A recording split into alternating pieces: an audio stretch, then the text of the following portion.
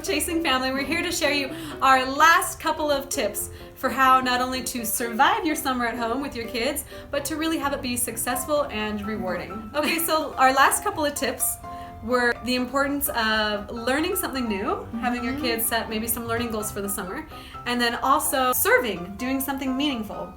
Get their mind off themselves. Definitely. Okay, and today the last couple of things that we're going to talk about is managing screen time, managing food and snacks, and then also handling bedtime in the summer.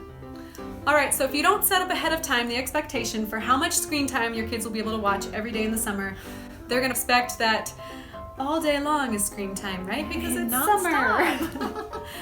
So something that we tried with my kids is we sat down, we had a little family council at the beginning of the summer, and we talked about what makes sense. There are some really great technology tickets or screen time tickets that you can find online. So many free and cute printables that are already out there. So what it does is it just helps your kids learn to manage their own screen time.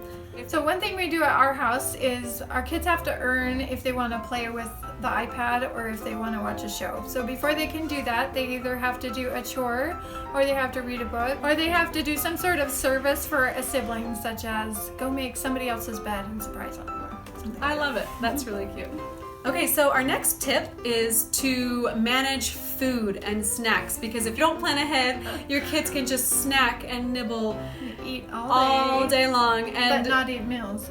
Right, and so they're never really satisfied and they're not maybe getting all the nourishment that they need. And they get grumpy. And they get grumpy.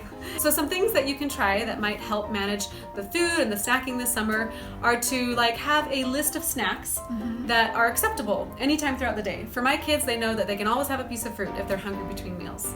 And not only that, but we have a snack bin, and they know that they can't have more than 2 packaged snacks a day, let's say a granola bar and a bag of popcorn or something like that. Yeah. It's also helpful to know, okay, this is the food that we take when we're going out. Sometimes the prepackaged food. Whereas when we're at home, we make sandwiches, we drink smoothies, we eat fruit, stuff that's not quite as portable. Or teaching your kids about serving sizes as well. Let's say you have a big bag of chips. You can say, okay, look on the back. It says that 20 chips equals 1 serving. So you may have 1 serving. And then they get some counting practice, counting out their chips, and then they're not full on chips. Another idea is to get your kids really involved in menu planning. Summer is a great time to teach them how to make certain dishes themselves. And then they eat the food way better when they help plan it. I've noticed that in our family. They do. So our last tip is just to plan what bedtime's going to be like. Where we live, it doesn't get dark in the summer until 10 o'clock. Yeah. And so something that we've had to do is have a conversation with our kids saying, okay, during the summer, you have to go to bed before the sun does.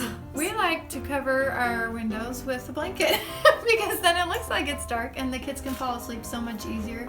And I've noticed too, if we have our cooler set at a certain temp and they feel a little bit hot, they don't go to bed near as well unless they're cooled off enough, and it helps them relax more.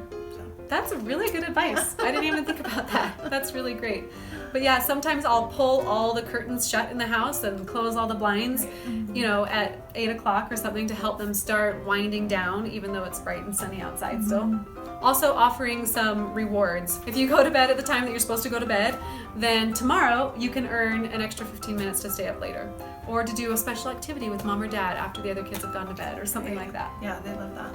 Anyway, so we hope that you've enjoyed these last couple of tips for how to make your summer successful and to really enjoy some rewarding time with your family. If there's tips that you have that you've tried with your family, how to survive the summer, please share and let us know your ideas. Anyway, thank you for watching and for joining us here at Chasing Family. Thanks. Bye.